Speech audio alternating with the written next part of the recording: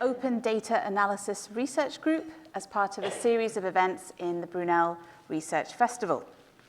I'm Manu Savani. I'll be chairing today. I'm a senior lecturer in the Department of Social and Political Sciences. Let me just quickly tell you an important housekeeping note, which is that we are not expecting a fire alarm. So should the fire alarm sound, please leave the building and assemble on the adjacent grass area. Our stewards will guide you. Okay, we have two brilliant speakers tonight. Let me introduce you to my esteemed colleagues, Justin Fisher and Jeff Karp. Justin Fisher is Professor of Political Science and has published extensively on issues of central importance to British politics, including voting reforms, electoral integrity, party and political finance, national and local campaigning. Justin's research draws on survey data, and he has published with data from the British election study for over 2 decades. Justin is editor-in-chief of the Political Studies Review Journal and founder and director of the Brunel Public Policy Unit.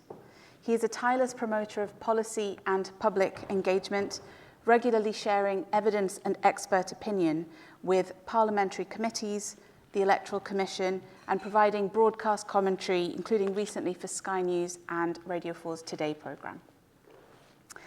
Jeff Karp is Professor of Comparative Politics and a globally renowned scholar of political attitudes and behaviours. He has published widely on elections and voter behaviour spanning the US, Britain, Europe, Australia, and New Zealand. He is a member of the advisory board of the British Election Study. Jeff's work features in the major international journals of our discipline, and his research has helped inform data gathering efforts for the Australia Election Commission and the New Zealand Election Study. Jeff's recent work has focused on significant and timely questions around gender and political leadership, citizen suspicions about electoral fraud, and public attitudes towards electoral reforms like photo ID requirements and wider electoral innovations that can promote political participation. In terms of a running order, Justin's going to speak first. He'll kick off with an analysis and discussion of UK elections, and then we'll move to Jeff on the US elections. We'll have a brief panel discussion straight after, and then I'll open up to questions from the floor. I hope you enjoy it. Thanks, Manu. So I'm going to be looking at what sort of things we need to look out for when thinking about what the results of the election this year may be. It can, of course, take place up until 25th of January 2025, but my money's on November the 14th. So, one of the most important things to remember about this coming election is what happened last time. And one of the key points I want to make is that the result of the 2019 election, where the two principal parties were led by Boris Johnson and Jeremy Corbyn, casts a long shadow over what is likely to happen this year. And part of the reason for that are the key data that came out from that general election. So as we know, the Conservatives won a majority of 81 seats. They made a net gain, very unusual in as much as normally governments lose votes and lose seats over time. In fact, the Conservatives have continually increased their vote share and their number of, certainly their vote share at every election since 2010. Labour, by way of contrast, lost 60 seats relative to 2017.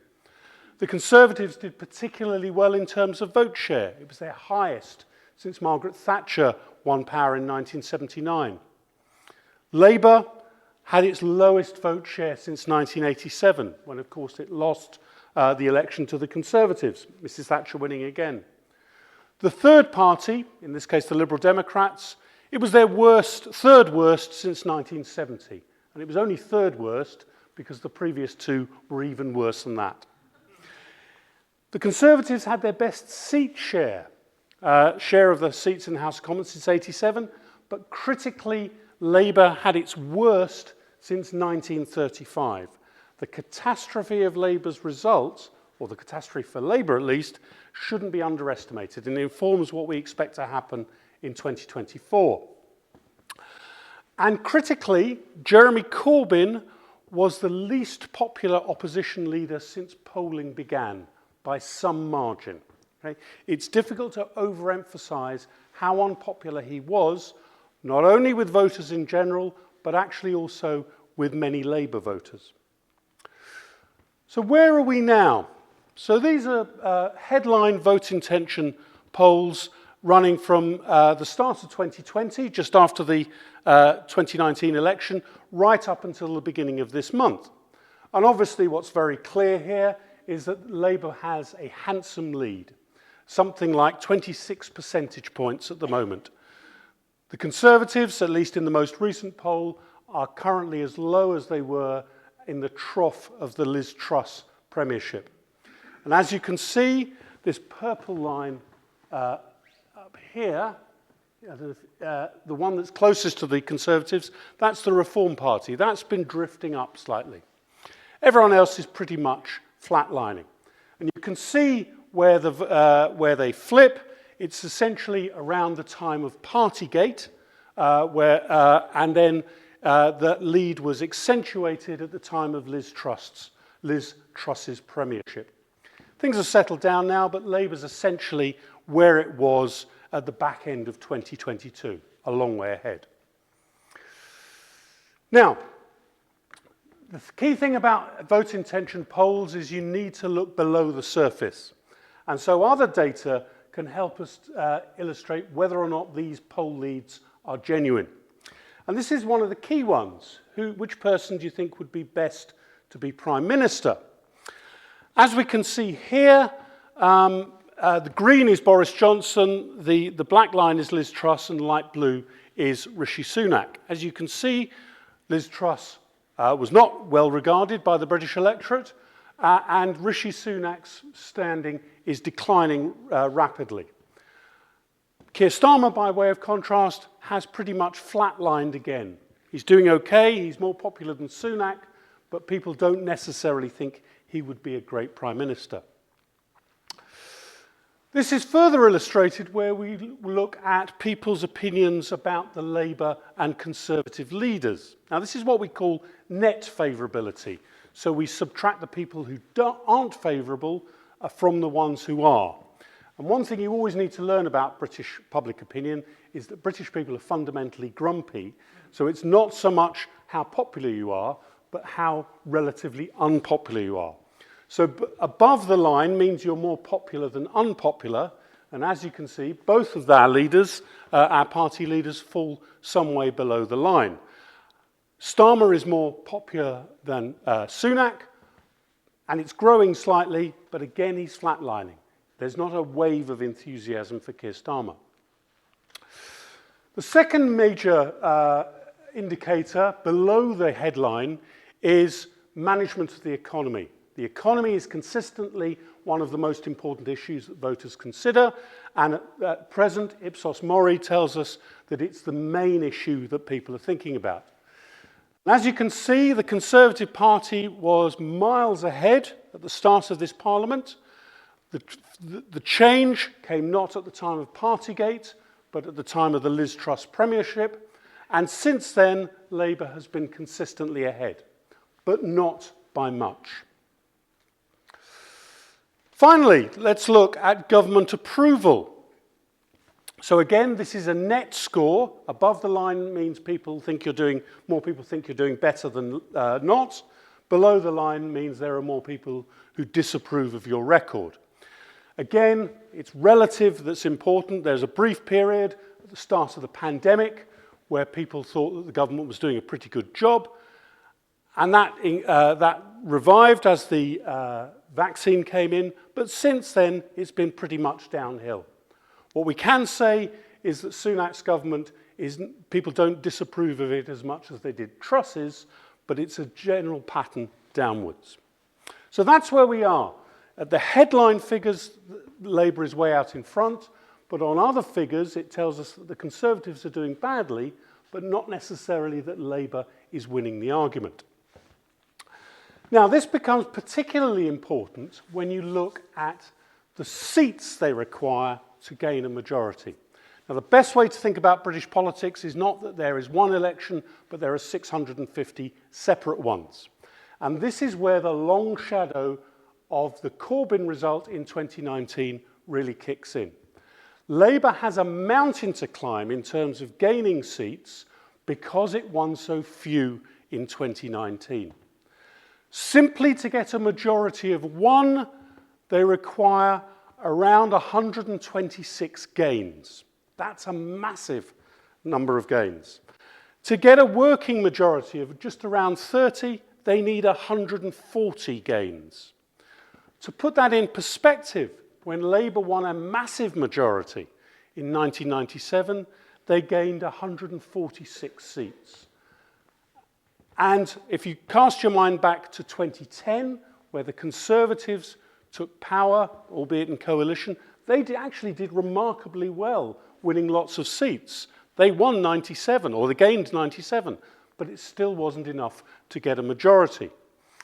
So Labour has a real problem in as much as it has lots and lots of votes, but it's important that those votes are distributed efficiently. Now, the easiest way of thinking about this is actually to imagine that you're the manager of a football team. So let's imagine that you're the manager of a top European football team. Let's call that team Brentford FC. Okay?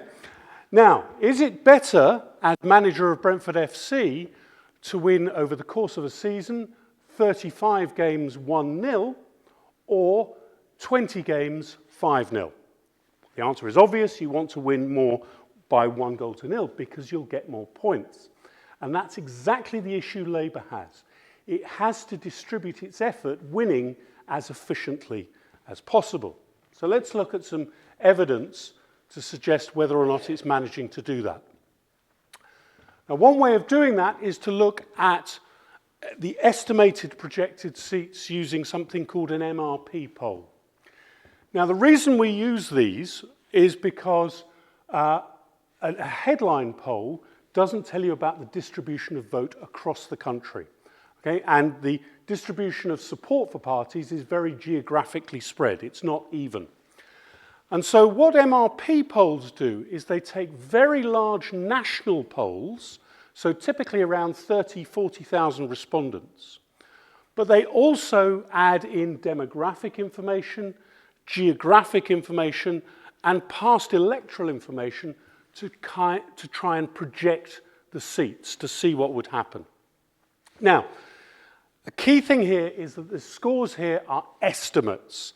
They are only a snapshot as of this last poll conducted in March of this year.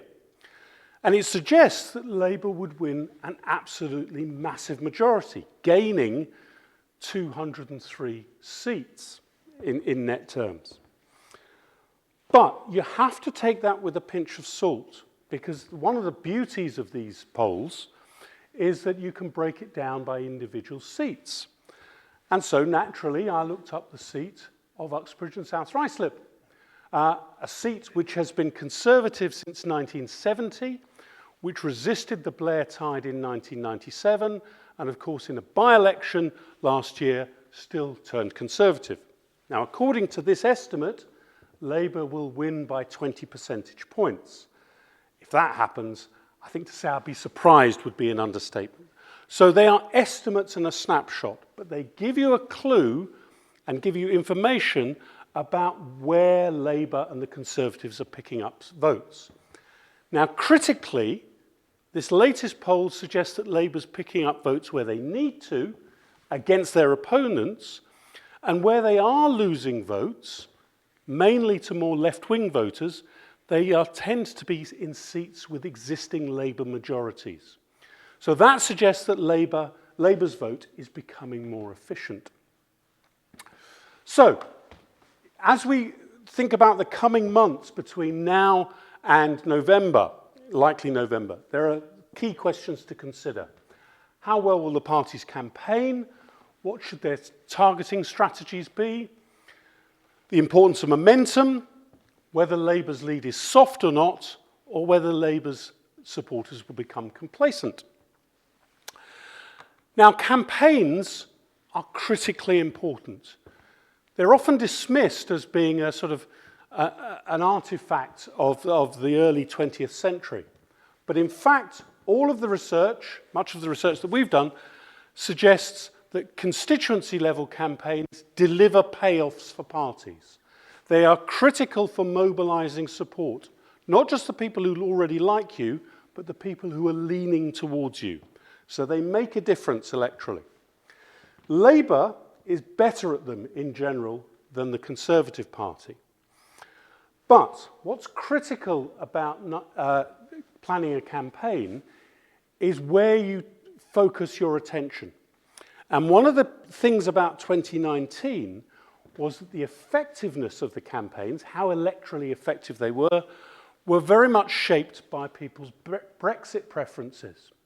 So this graph here shows us that Labour campaigns were more successful in more Remainy seats, and the Conservatives' campaigns were more successful as the seats became increasingly Leavey. Now, this is completely different from previous elections, where the effectiveness of the campaigns has been shaped in part by what happened last time. Coupled with that, Labour's membership base, the people who do most of the campaigning, is asymmetrically distributed. Labour's members they're much more likely to be in London and big cities, and those are places where Labour is already likely to win. So Labour needs to move its members to other seats to campaign. And the targeting is essential, as we've said, and this makes it potentially more difficult for the Conservatives. Because if they're thinking about what happened last time, if Brexit is no longer such an issue, which all the polls suggest it isn't, then where do they target their resources? Do they go back to the pre-Brexit election about where the Conservative heartlands were? The question for the Conservatives is, where are its heartlands now? So targeting. So this is where parties decide how to distribute their campaigning resource to try and get the best result. And this is really essential to ensure parties win the seats they need to win, not the ones they necessarily want to win. So for Labour, they need to be as disciplined as they were in 1997 and only focus on their seats where they can gain a majority. Forget about the seats where they might have a chance, focus on the seats where there's a concrete chance. For the Conservatives, all of the indicators are, and it's a fairly safe bet, that they are going to lose the election. But do they lose well or do they lose badly? And what I mean by do a Brown is they should do what Labour did in 2010. Labour knew it was going to lose, and so it pulled resource from its most marginal seats, ensuring that it hung on for a good number of seats for the following election. What you want to avoid is doing a Corbyn, where you end up with a fraction of the number of seats available to you, and therefore have a mountain to climb at the next general election. The Liberal Democrats equally need to focus on the seats they can realistically win. They shouldn't fall into the trap that they did in 2010, where buoyed with the popularity of Nick Clegg, they started focusing on many, many more seats and actually ended up with fewer than they anticipated. So momentum. So what we mean by momentum is the change in people's perceptions about who's going to win. And this has the potential to influence how people vote. It can lead to people backing winners, in the same way that there are many more Brentford fans than there used to be, because they're now the giants of European football, so we might expect that with voters. But it may influence their tactical decisions, what choices they make to defeat their least favoured party. Or it might lead them to vote what we call expressively. So a student asked me last week and said, I really like the Greens, but I want to make sure that Labour beats the Conservatives. How should I vote? So we looked at the constituency they were in, and what it transpired was that Labour is likely to win the seat anyway. And so she could vote for her main part, the party for whom she has the first preference, safe in the knowledge that the other outcome she wants, in this case a Conservative defeat, but it could work on any party, would be likely to happen. Now, at national level, what the graph on this slide shows you is that over half of all voters now expect a Labour majority of some kind. And as you can see, that's going up all the time. The big one is the red one, which is a large Labour majority, which I think is probably an exaggeration of what will happen, but that's what people are starting to expect. And this momentum also occurs at constituency level. What we find in recent research is that in the absence of polling in constituencies, the more parties campaign, the more people think that that party is going to do well. There is a good reason why Liberal Democrats put up yard boards that say Lib Dems winning here. It's a good way of persuading people that they're doing well, even if they aren't. So, how soft is Labour's lead? And this is the sort of rejoinder to the massive headline poll lead. Labour's lead on economic management is solid, but it's not huge. And it's much lower than in the lead up to 1997, the last time Labour was miles ahead in the polls. Starmer is more popular than Sunak, but is not himself very popular. If you compare again with the 1997 election, Tony Blair was much, much more popular. Fourthly, Labour's performance in the local elections, whether they're this year or last year, are not matching its polling lead. They are making progress in some key areas, especially in the Midlands, but it's certainly not as high as it was in the run-up to 97. But at the same time, the Conservatives have got problems. The Conservatives and Sunak are regarded less well than Labour on almost every single policy area. And the general mood is that voters want a change of government. We saw that with the approval record.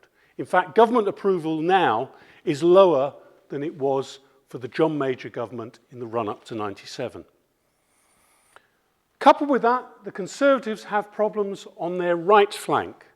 They're losing most support amongst older male Leave voters, and the Reform Party may benefit. And that begs the question about whether those Reform supporters, who we saw were going up at the start, whether they will return to the Conservatives if they fear a big Labour victory, or if the inevitability of a Labour victory, however big that victory is, means they're more likely to stick with the Reform. So time will tell. And then finally, whether Labour supporters become complacent.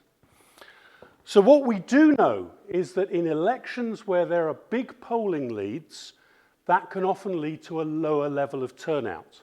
So that could affect Labour, the so-called foregone conclusion. We know that campaigns are important to mobilise supporters, particularly at local level. But those continually large leads could lead to there being less intense campaigns. And then finally, and we're seeing some evidence of this already, continually good polling data for Labour may lead some, particularly on the left, to look for more left-wing alternatives like the Greens, particularly if they think that a Labour win is assured. So, the overall thing I want to get across is that the Conservatives are in deep trouble. That's very, very clear. But whether or not Labour can win a majority is much, or indeed a majority of any size, is much more debatable. And we need to look at those indicators as we move closer to the election. And what the evidence suggests here is that whoever wins will probably be the default winner rather than an enthusiastic winner. Okay, at this point, I shall hand over to Jeff.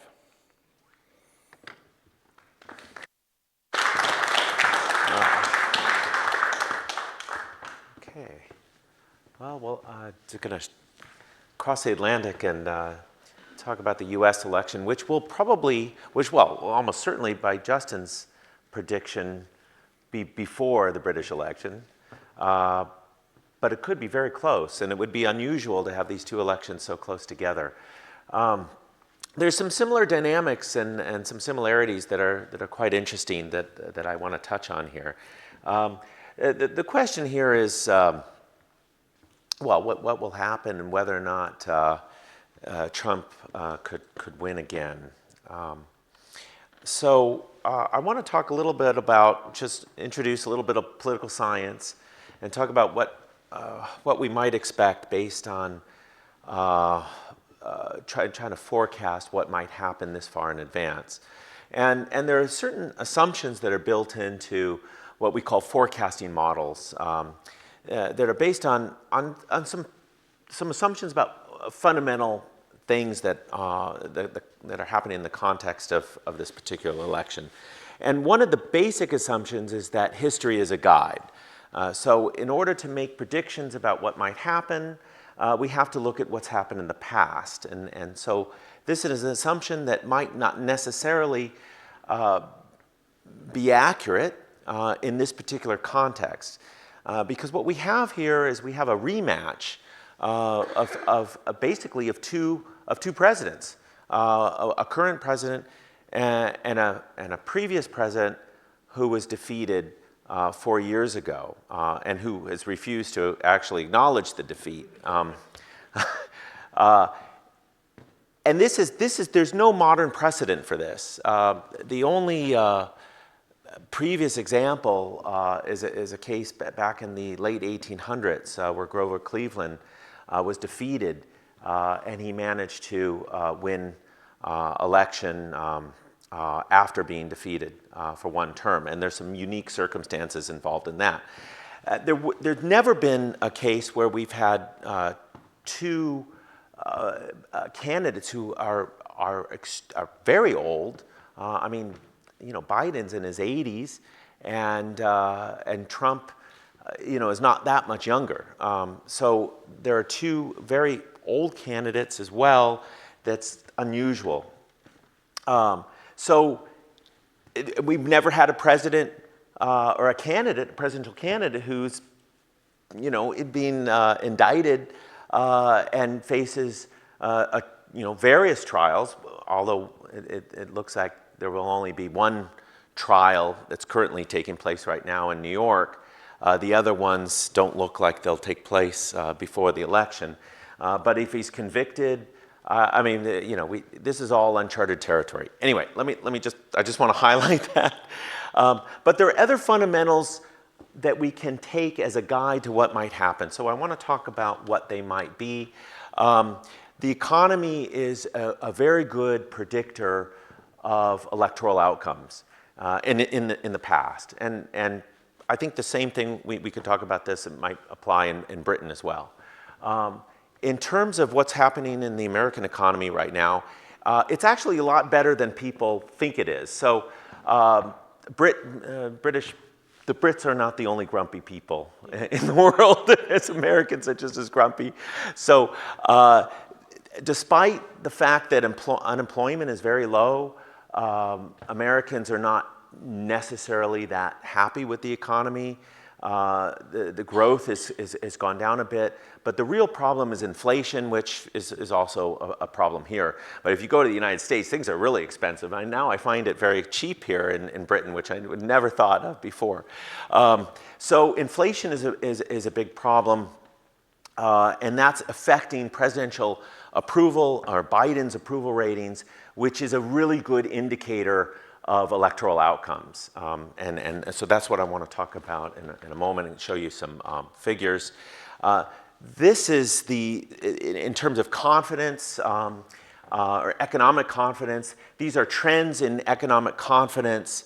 And what's nice about this particular figure is it shows you the context of 2024, where we are right now compared to other elections.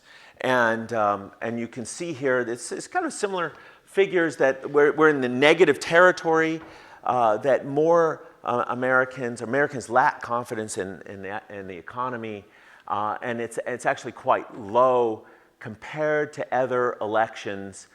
You can look at 2020, where, of course, Trump lost the election. 2016, again, another case where the incumbent party, the Democrats, lost to Trump.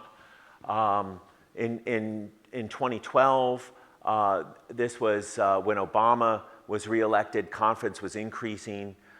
2008 looked very poor for the Republican Party. This is when Obama was elected. And in 2004, George W. Bush managed to get reelected. These are President Biden's approval ratings, and there's two things that are very interesting about this. One is that it's very stable. It's remarkably stable, which is unusual. And Trump also had very stable approval ratings, and I think it reflects the fact that Americans it's very divided and very polarized, and they have very strong opinions about leaders, and things don't necessarily move around like they did in the past. But the other remarkable thing is how low it is. And this is a real problem. His approval ratings are basically stuck at a little below 40%, which is actually lower than Trump's were throughout his presidency. If you look at this and compare his approval ratings to other presidents who have sought re-election, you can see, well, you see remarkable differences, but the fact is that there are no other presidents who have such low approval ratings. So if you look, for example, at Trump, who was the last incumbent to lose re-election, his average ratings were about 47% over the same period of time. So Biden is running about 10 points below Trump. If you look at George H.W. Bush, again, president who lost re-election, his approval ratings were quite varied. At one point, he had 90% approval after the first Gulf War, and then it just eroded quickly after that. But he lost with an average approval rating of about 42%. And Carter, of course, lost in 1980, and his approval ratings were 48%. So this doesn't look very good. If you look at the trends, here's a kind of a more detailed view. These are the red lines are Republican presidents, and the blue lines are Democrats, and the solid blue line there is Biden, just sort of hovering around 40% or a little under. No other president, with the possible exception of Truman, has won re-election with such low numbers. And Truman's polls are not they're not continuous. There's a flat line there, but the polling wasn't taking place. I think the last poll taken before the election was somewhere in June. So it looks stable, but it's just the fact that there's only one poll there. Among presidents who have lost, you can see there's George H.W. Bush's approval rating, the dotted line. You can see it was almost at 90% approval rating. No one ever thought at the time that he would ever lose re-election. And then it just eroded over the year before the election, and he ended up losing. Carter, who also lost, he's a lot more volatile there. And look at Trump, the solid red line, again trending a little bit higher than Biden. Here's a map of the 2016 election. What's interesting about this map, I just want to highlight it, is that in the Rust Belt, so-called Rust Belt, Wisconsin, Michigan, Ohio, Pennsylvania, these are the states that Trump managed to win, narrowly win in some cases. He won Michigan with about 11,000 votes. And this is what gave him, helped him win the election. In the U.S. system, And there's some similarities here because we use the same electoral system. So the national polls are not necessarily a good indicator of how things might play out. They generally are, but there are a few exceptions. So 2016 was an exception where Hillary Clinton actually won 2 million more votes than Donald Trump, but she didn't win in the right places. And so this gets to what Justin was saying about parties efficiently winning in efficient areas. Typically, the reason why Hillary received more votes but didn't win the election was that she won huge margins in California and in New York and solidly Democratic states where under this particular system, all you have to do is win more votes than your opponent in any state, and you pick up all of the state's electoral votes, with some exceptions. But for the most part, it's a winner-take-all system. And so the key here is to basically pick up seats with winning. You don't have to win by huge margins. Okay, so the strategy would be one to focus on these so-called battleground states. So I just put up the 2016 election because you can see what happens in 2020 with Biden. So Biden picks up, and one of the reasons why Biden was a candidate, and such an appealing candidate, is he was from Delaware, and he always said he was from Pennsylvania because he was very close to Pennsylvania, and he kind of appealed to the Rust Belt voters. And indeed, he was successful in picking up Pennsylvania and Michigan and Wisconsin. And then he even expanded the winning majority to pick up Georgia and Nevada,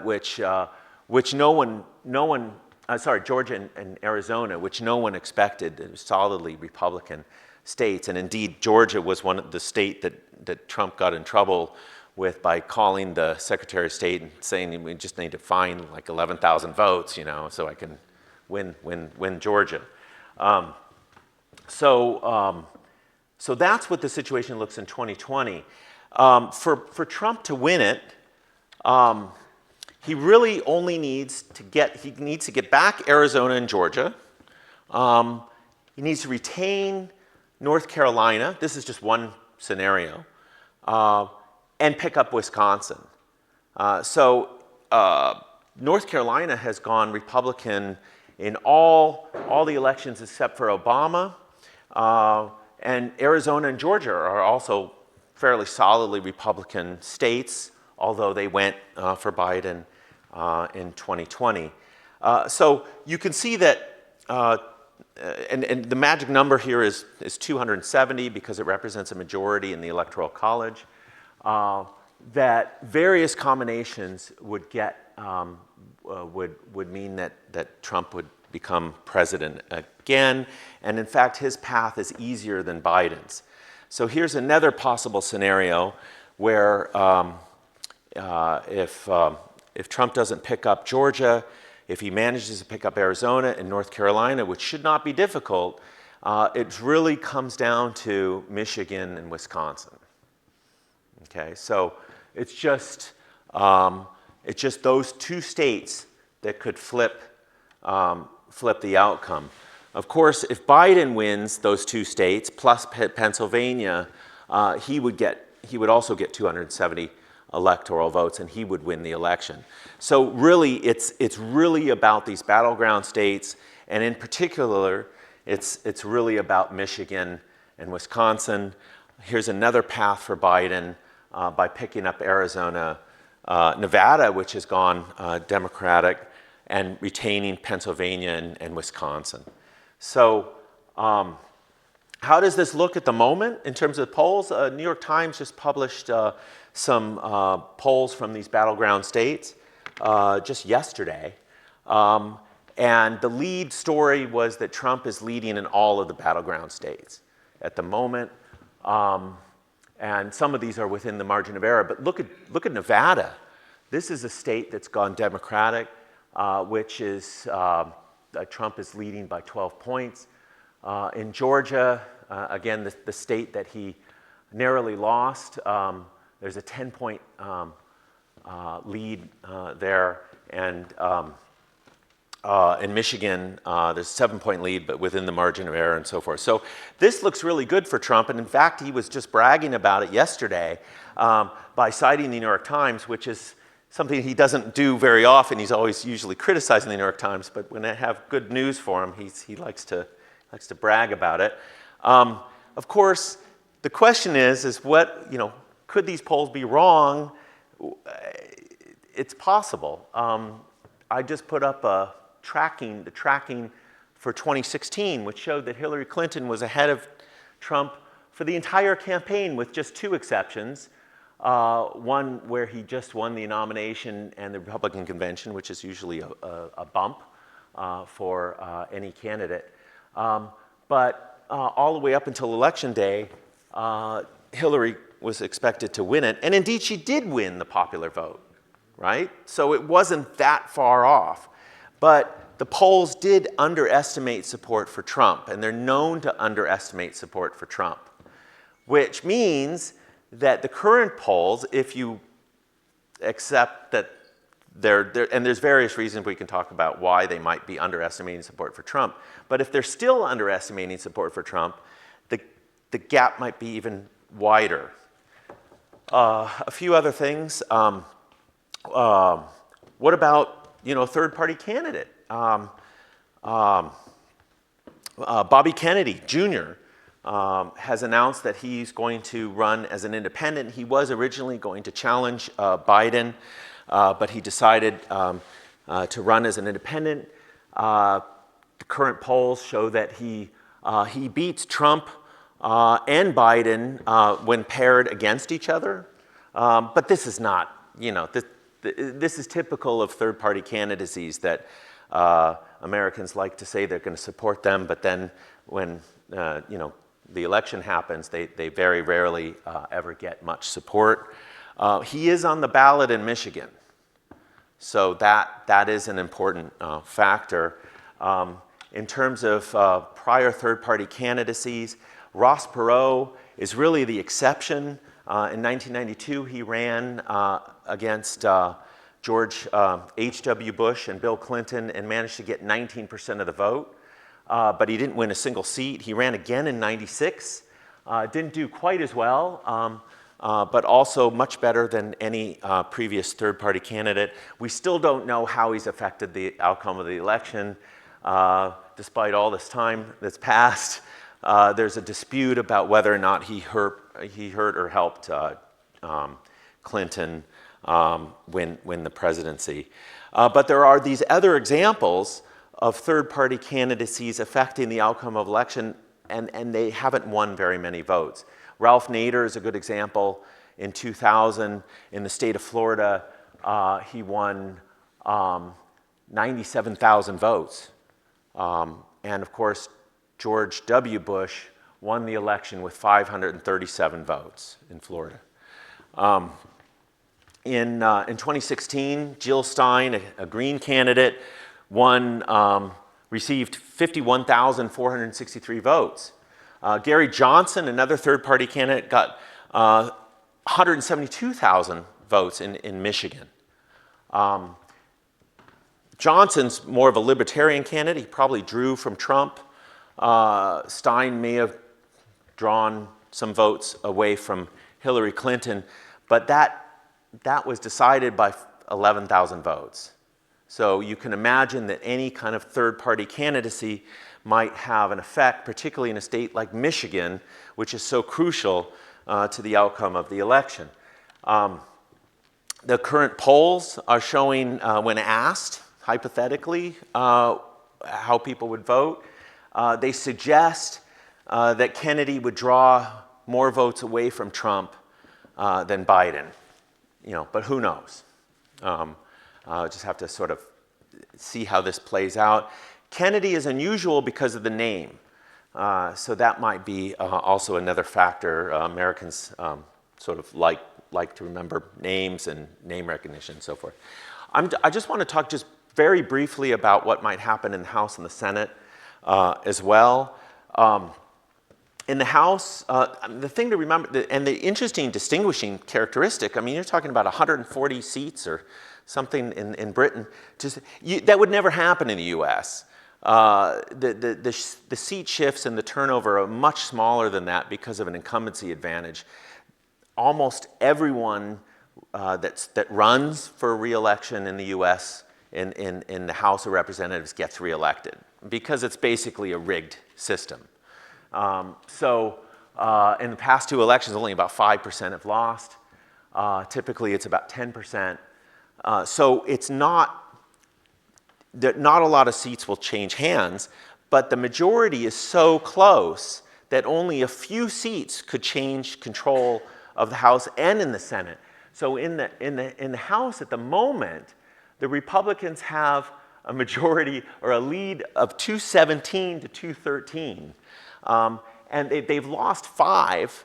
5 Republicans have been either indicted or resigned or whatever, so they have a very small majority.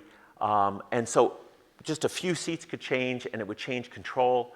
To try to sort of get a sense of what might happen.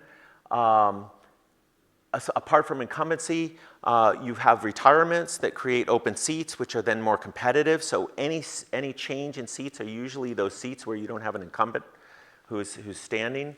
And about 10% have announced retirement. So it's very, very similar to previous years. If you look at the Republicans who are vulnerable, there are more Republicans who are vulnerable than Democrats, measured by the percent of vote that Biden received in their districts. So it would appear that Republicans are at a bit of a disadvantage, but typically whatever happens in the presidential side of things will spill over somewhat into the House. So if Trump wins the presidency, you could see the Republicans consolidate a majority in the House. And similarly, if Biden pulls it off, the Democrats might prevail. In the Senate, it's extremely close as well. 51, the Democrats have a majority of 51. Unlike the House, which every seat is up for re-election, all 435 seats, in the Senate, only a third of the seats are up for election every 2 years. So it cycles through after 6 years. So in this particular, in 2024, there are 34 seats that are up for election. 23 of those seats are held by Democrats. So Democrats have to defend the seats that they have. One incumbent, there have been several retirements as well, so that makes it even more competitive. The Senate is actually more competitive than the House because they can't redraw the districts. The state boundaries can't change, so they're more competitive. But one incumbent, Joe Manchin of West Virginia, that's a solidly Republican state. They have a Democrat. He's kind of the last Southern Democrat standing. He's announced that he would retire, and so the Republicans will pick up that seat, which means that they have a 50-50 split. So if it remains 50-50, then whoever wins the presidency has the tie-breaking vote. For the Democrats to maintain control, all of their incumbents have to win, and they would have to pick up open seats in Michigan. This is the most likely path in Michigan, Maryland, and Arizona. Arizona, you have a former Democrat, Kristen Sinema. So Sinema and Manchin, these two Senate, you might have heard their names before because they're responsible for holding up Biden's legislative agenda in the Senate.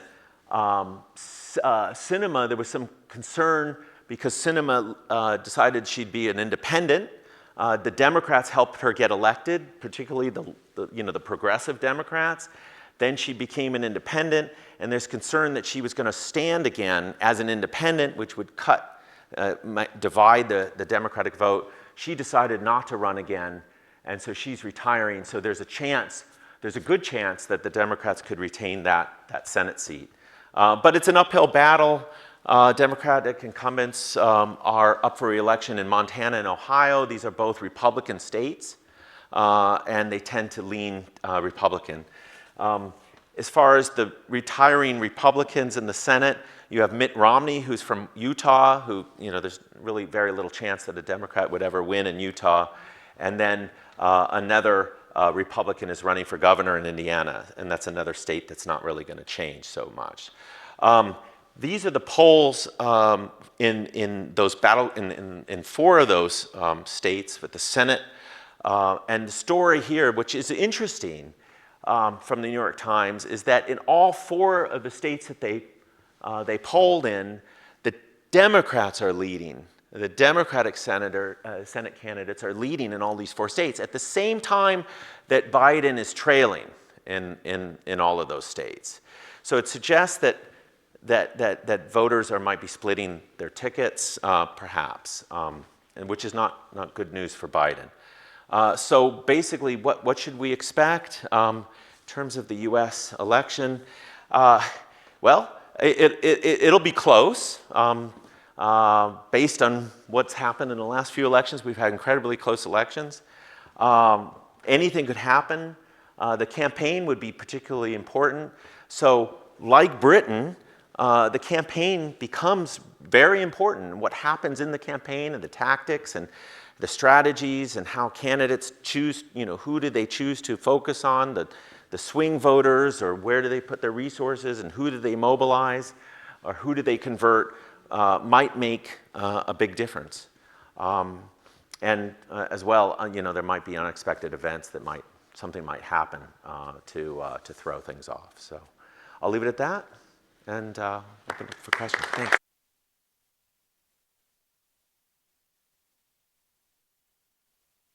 I want to just touch on a point that you made there, Jeff, about can we trust the polls? Do we trust them? And I wonder if you could both say a bit more about this. So thinking about the UK, my question, Justin, is are voters paying enough attention to the polls and able to make, form a view about the momentum? And are they skeptical given that recent polls have perhaps been or perceived to be slightly wide of the mark? And then in the US, Jeff, I guess there are still a number of voters who say that they are undecided. So I guess if you could say something about the size, is that a big group? And how does polling methodology take account of that when they're making these predictions? And do we have any evidence that the average undecided or floating voter is paying attention to the tightness of the race? So rather unhelpfully, I'm going to say yes and no. So it's certainly the case that voters are not glued to the latest opinion poll.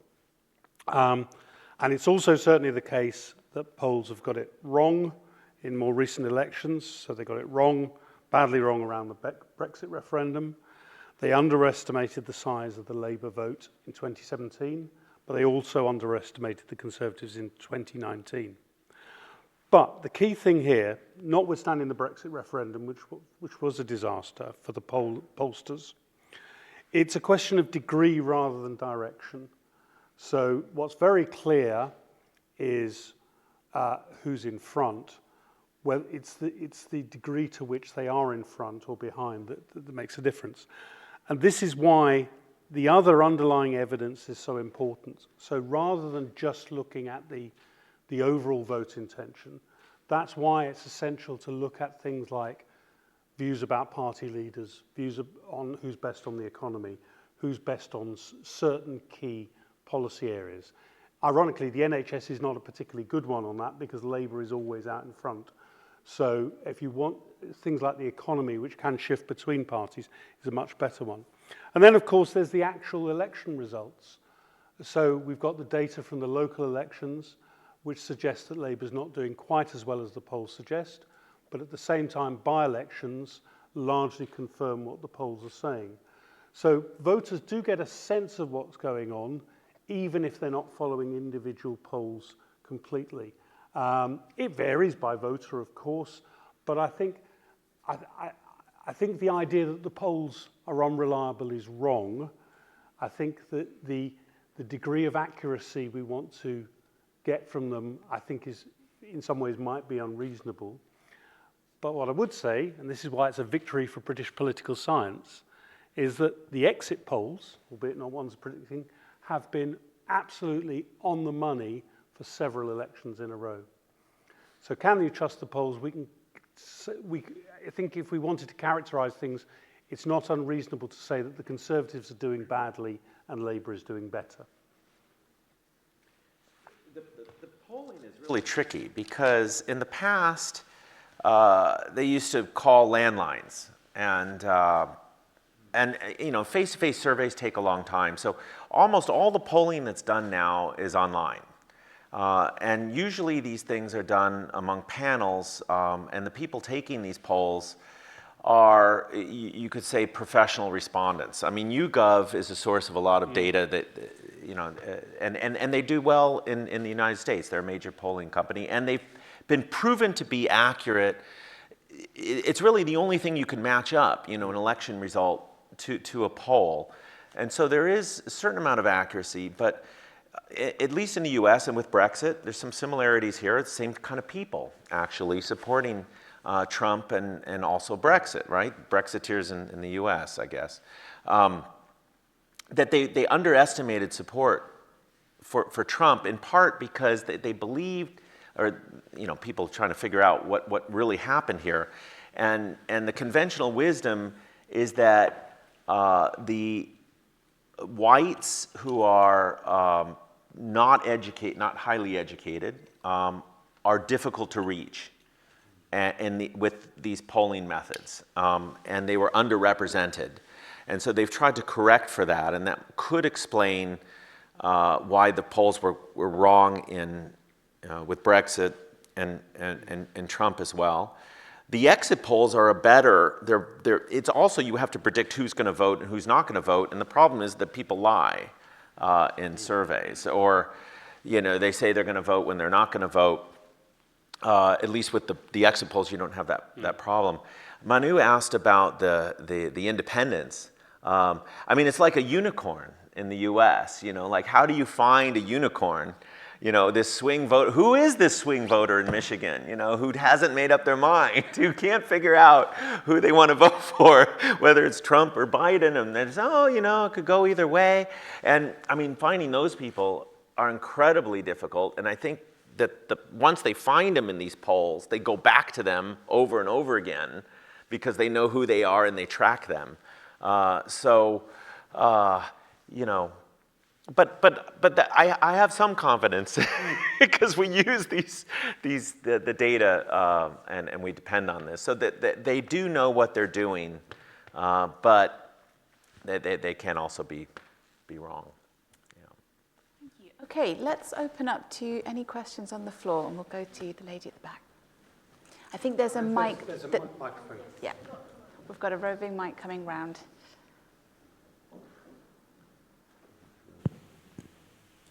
Hello? Yeah. I'm Marjorie, retired nurse and midwife that spends quite a lot of time in UK Parliament in all party parliamentary groups. And clearly, our Parliament is not an exclusive club. It is a people's parliament where you can get your voices heard. Sadly, what I've heard tonight has just typified how people are feeling. You've talked about politics as if it's some separate entity that doesn't belong to us. What I'm hearing is people are really, really fed up with politics. There will be a lot of no voters in elections. There will be a lot of protest votes.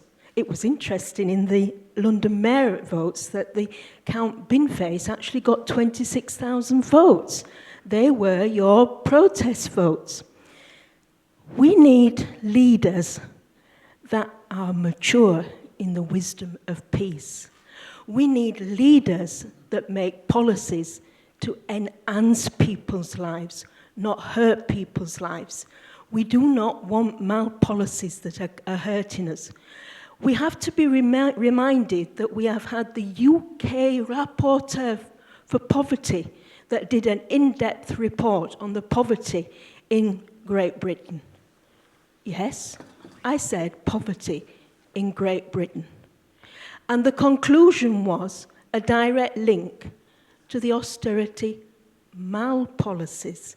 Remember, mal comes from the French malade, to make you ill. So we need to have a complete fresh look at politics. And for our American friend, I have to ask a question that the whole world asks.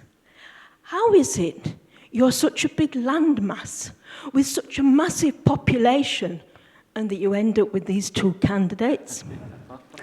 And also, on a very serious note, where have we gone when Senate is actually threatening International Criminal Court? My lawyer friends are beginning to get worried because we need laws to hold society together as well. So a lot for you to digest, Thank you. and there's a lot more in me to share. Thank you. And should we take another one? Yep, over here.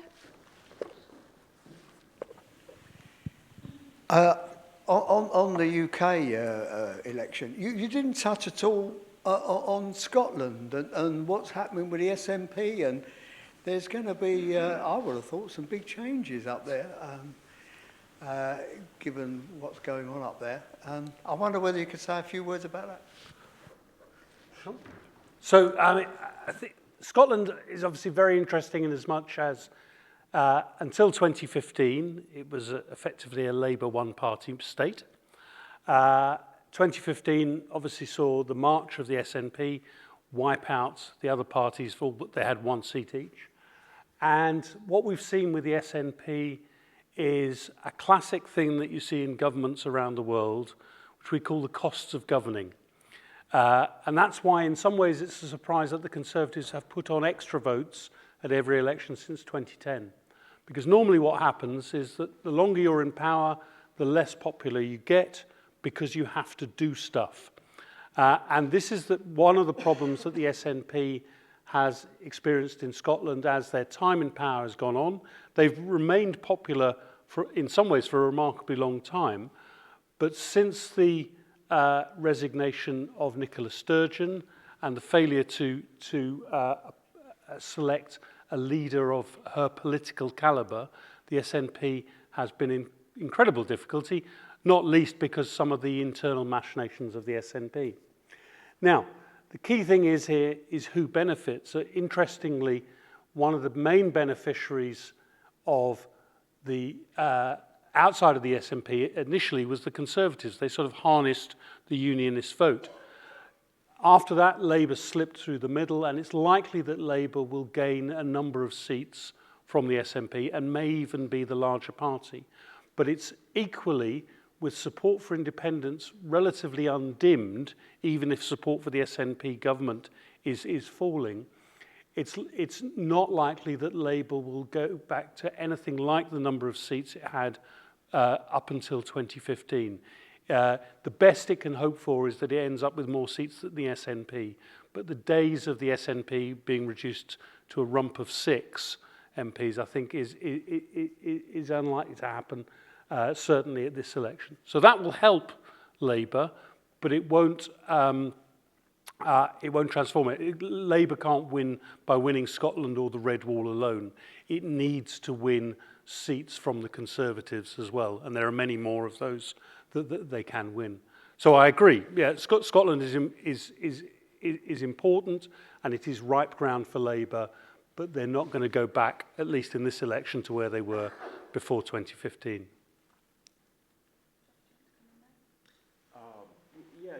Just the question about how we end up with these candidates. I mean, these two candidates are probably the most disliked candidates. I mean, they said, in 2016, with Hillary Clinton and Donald Trump, that they were very strongly disliked as well. So it's nothing really unusual. And Americans are typically dissatisfied with those options. You end up with not many options. And any thoughts on the protest votes? Well, you always get more protest votes at non-national elections. Count Binface actually did remarkably well and beat a number of the other so-called protest votes with this score. I mean, in some ways, protest votes may be more likely to happen again where the election result is reasonably assured. So Sadiq Khan was well ahead in all of the polling, and it was very likely that the Labour was going to win, and of course, that's exactly what happened. So people can indulge protest votes or votes for other candidates a bit more if they know what the outcome is going to be. I dare say there will be votes for other parties, and of course, one of the things about the UK, which makes it rather different from the US, is that there are stronger parties other than the top two. The Liberal Democrats will do well, mainly at the expense of the Conservatives, and one of the big tales from the local elections the other week was actually how well the Greens performed. And the Greens are now becoming more of an attraction to those on the left who don't like the direction that Keir Starmer has taken the Labour Party, and therefore they're picking up votes from them. What difference it will make in the 650 matches remains to be seen, because that support and those voters are concentrated mainly in areas that Labour is likely to win anyway. So there will be protest votes, there always have been, but you're likely to see more of them at local government level than you are at national level. Okay. Yeah, we've got a question in the middle there. Hi, so I'm an American from Philadelphia, and yeah, I got representation. I've been a poll worker for the past couple elections, and last year I worked with an Asian American civil rights advocacy organization that focused a lot on the elections. So my question for the British person was, like, why do you think there's so many seats in Parliament that turn over? Like, I know my American colleague here said that it's very gridlocked in America, and a lot of the incumbents, they're re-elected. Why is there so much turnover in Britain, and why do you think there's so much change with each election? We'll take one more question, and then we'll come straight back. Thank you for that. Just got a question at the front here. My question was about the UK elections as well. Two questions, actually. One, boundary changes, have they got any effect in your predictions, Justin? And secondly, the effect of Gaza and the extent to which people who voted other than Labour might return to Labour when it comes to a general election? Okay, so seat turnover, it's a great question. It's partly a function of our electoral system, which is pretty brutal. So most of the time we don't have as much seat turnover as being projected here. Most of the time it's below 100. But the electoral system really accentuates how seats work out. And one of the things in this election that's quite significant, we also have incumbency advantage in in British politics, but there is a record number of MPs standing down in this election, and many of those are Conservative MPs. So at the time of speaking, there are 65 Conservative MPs standing down, and that will lose them around 3 to 4% of the vote for that party in those seats. So it's a combination of the sort of the greater likelihood of the votes changing between elections. So there's less volatility in US elections than there is in the UK, and that the electoral system accentuating that. In terms of boundary changes, the boundary changes that have been introduced for this election, which have been long overdue, they've been postponed repeatedly, give a very small advantage to the Conservatives. They boost their existing seats by about 7. So it's a tiny effect. It's a relatively small effect, but it makes it even harder for Labour. But it's not huge. And then the Gaza issue, and this is something that was certainly that Jeff can speak to as well. There are very interesting parallels with the behaviour of voters over their views on Gaza with views on the Iraq War. So what we saw in 2005 amongst people who opposed the Iraq War was that Liberal Democrats tended to be beneficiaries because they'd opposed the Iraq War, but also there were some instances where, it's thank George Galloway, stood in isolated seats. Now, he did have some isolated success. He won in Bethnal Green and Bow.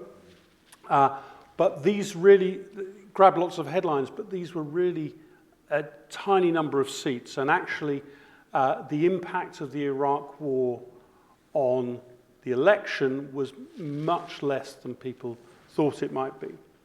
Now, the past isn't always a good predictor of the present, and there's no question that people who feel very strongly about the Gaza conflict may well feel that they don't want to vote Labour. And we're already seeing the Greens being the beneficiaries of that. Whether or not that will happen in a general election, I think remains to be seen. It's not beyond the realms of possibility that a party like the Galloway Party could pick up maybe the odd seat here and there. But in the grand scheme of things, it's unlikely to make a huge difference because a lot of those voters who are most likely to vote along those lines are in seats that Labour holds relatively comfortably anyway. And I suppose a good example of that is the mayoral election in Birmingham in the other week, where Labour managed to beat the Conservative candidate, who by all accounts had done quite a good job, despite the fact that there was a candidate standing who secured quite a number of votes on the Gaza ticket, and yet Labour still managed to win in an area where they need to be winning for the general election. So it will make a difference, and but at the margins, it's not going to make a huge difference overall. However, in the United States, there's the potential for it to make a much bigger difference. Yeah, and before, I was just thinking of it, it's such a good question about the differences, and I have about British politics. One is that the system is not as rigged as, which you, it's a good thing. Because in the U.S., at least in the House, the politicians, the parties are able to redraw the districts. They draw them every 10 years. And they draw them in their advantage, to advantage one party or the other, which reduces the competition. The other problem is campaign finance and the laws that really benefit incumbents in the United States. But on the Gaza thing, what's interesting about this is that, in the United States, American Jews, they're pretty loyal to the Democratic Party. 90% of them vote. We're talking about a small number of them, and most of them are in New York or Florida. And they're pretty loyal to the Democratic Party, although there's some, Jews that tend to vote Republican. If Florida were still a battleground state, which it's not, it could potentially be a factor. The problem is that, on the left, it's really the progressive left, right? The people that, supporting Gaza and so forth. That Biden is in a bind here because, to the extent that he supports Israel, he's got all these protests, particularly among young students and so forth in the United States that you've been seeing on the news, who have nowhere to go. They're not. They're going to vote for Trump. They're not going to. So they could not vote. They could. That's the problem, right? And in Michigan, that's so critical here, also has the largest Arab population in the United States.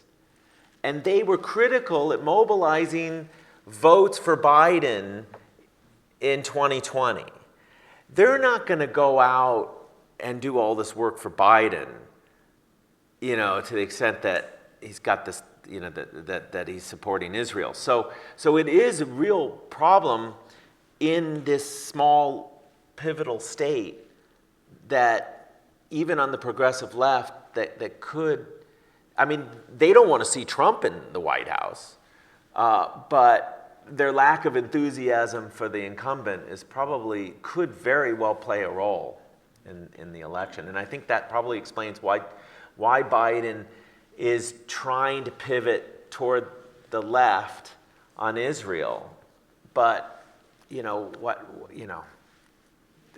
it's a difficult position. So that's where it could probably play out. Thank you. Great questions. We'll go to the gentleman at the back and then over here at the front. Go ahead. Hello, I'm Heyman from the Recruitment and Employment Confederation. I'm just wondering, will the US presidential election campaign or result influence the UK election or vice versa? Yeah. That's a good question. Will it go? Sorry. Will they influence each other? We'll come back to that in just a sec. Spill over. I'll come to you in a second. So go ahead, Ali. Hi, I'm Ali. Why the 14th of November, Justin? Okay. We'll take a couple more because I know there's been a few hands up just at the front here. Hello, I'm Marcus, and I've just finished a Masters here at Brunel.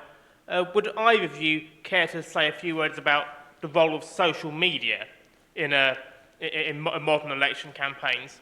And specifically, do you believe parties and politicians might end up falling into the trap of believing that engagement on social media, likes, retweets, etc., will translate into actual votes? And we'll take one more. Hi, I'm Danny. I don't know very much about politics, to be honest. So I guess I just, coming at it from sort of someone who's not, who's a bit of an outsider, I guess I just wondered, how do parties come up with their beliefs? Like, for example, okay, this party believes that,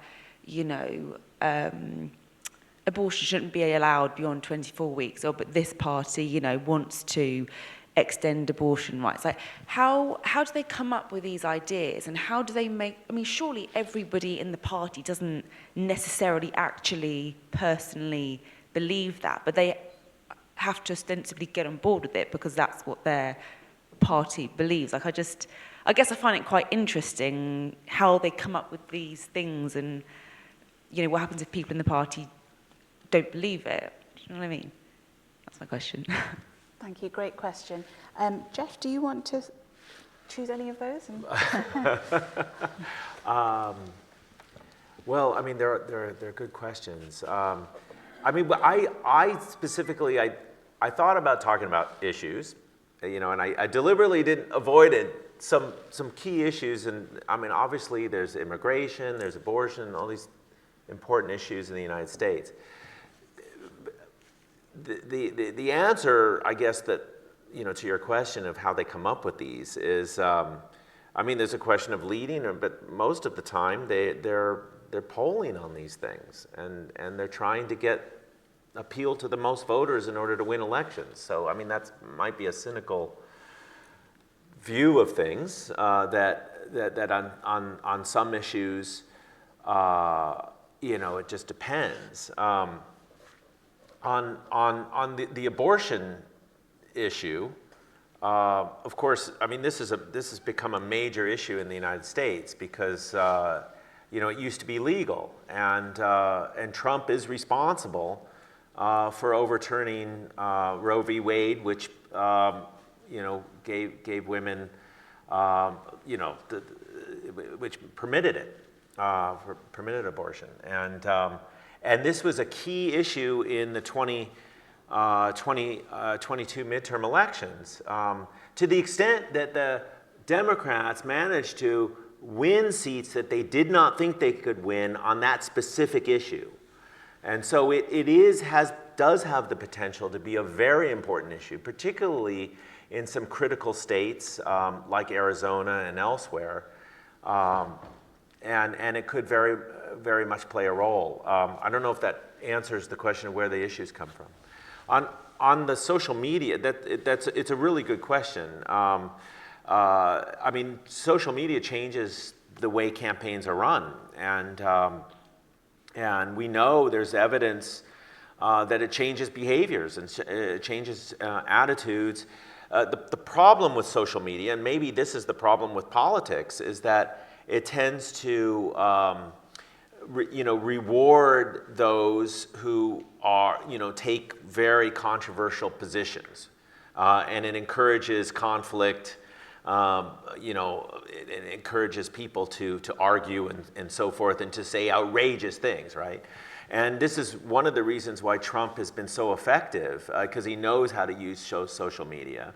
And now apparently he's making money on Truth Social, which is, who would have known that he could actually turn that into a money-making enterprise. So he's very effective at this, and that's probably one of the main reasons why he's been so effective on the political stage, having no political experience whatsoever, and appearing not to know what he's doing. He's actually quite effective. Justin? So I'll start with the easy one. Why November the 14th? And I appreciate that predictions are a mug's game, but it's essentially, everyone thought that it would be in October, but they then realised if it was not in October, then the Conservatives wouldn't be able to hold their party conference. And party conferences are a very important source of income for the political parties. So November the 14th allows Rishi Sunak, because the Conservatives conference is last of the big three, to announce the election as part of, as the leader's speech. It could conceivably be in December. I mean, it's possible. So if it's not November the 14th and it's December the whatever, I'm sorry. But it's very, very unlikely to be any sooner than that. Will the US election influence the UK election? Well, yes, but probably for the worse. But let me explain why. If Trump wins, and if Trump wins by being as outspoken as Jeff has indicated, this may well embolden parts of the Conservative Party to go down that path again. So in many ways, we'd seen the back of that when Johnson went. And what you have to say, one of the good things about Rishi Sunak is that the grown-ups are in charge now, rather than anything else. And in many ways, he's done a good job, I think. But it could embolden people on some particular attitudes to coarsen British politics. So I think that's the potential for it to happen. I'm going to disagree with Jeff on social media because all the evidence from UK elections is that voters pay much more attention to being contacted in person than they do by other means.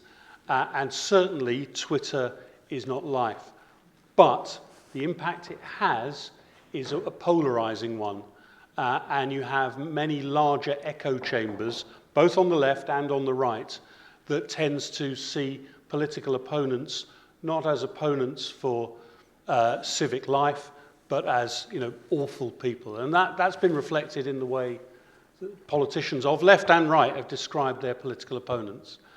And then to the very interesting question about how the parties come up with their beliefs. I mean, the British parties are more traditional parties than US parties, and they will have a broad set of values, but from time to time those things vary. And what you see on those individual policies is where, for example, a part of the party has gained ascendancy, whether it's about an issue like immigration or Brexit. So a previous Conservative government wouldn't have dreamt of flying people to Rwanda, for example, but the current Conservative Party has had more people on the more authoritarian, and I don't mean that in jackboots, but just as in not liberal, more authoritarian wing being more amenable to those sorts of policies.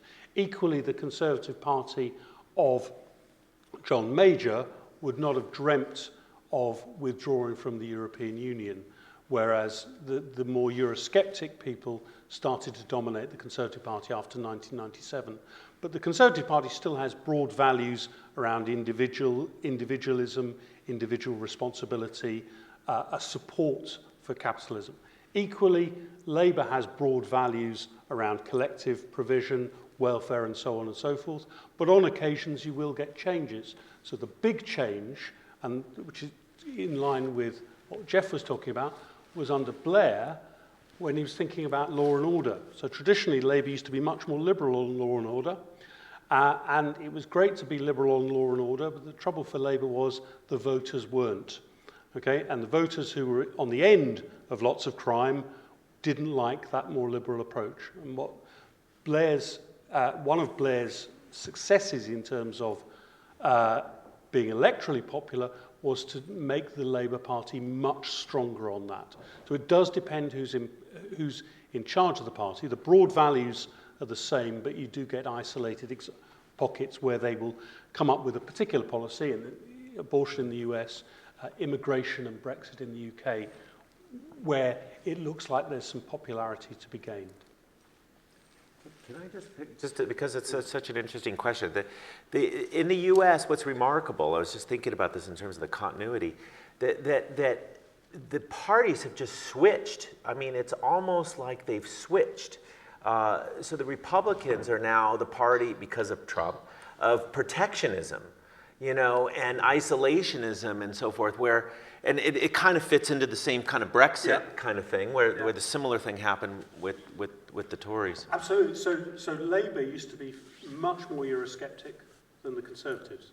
That flipped in the 1980s when, frankly, Labour realised that they were never going to win elections in the near future, and so saw the European Union as a means by which they could advance their agenda, particularly on social justice. So Labour became the party of Europe from the 80s onwards. The Conservatives, ironically, then became much more Eurosceptic. Well, I think we're going to have to draw an end to very fascinating discussion. Thank you to Justin and Jeff for your insights and analysis. Thank you to you all. Just a reminder that if you are interested in this kind of research and work, and if you'd like to know more about our research group, you'll find our website. That's the Open Data Analysis Research Group. I'd like to say a thank you to our engagement team, the AV team, the stewards. A special thank you to Janet and Seb for putting this event together for us. And thank you to you all, to participants online, and all for the great questions that we just heard. I think there'll be a bit of time outside now if you want to speak further with Justin and Jeff. So thank you again.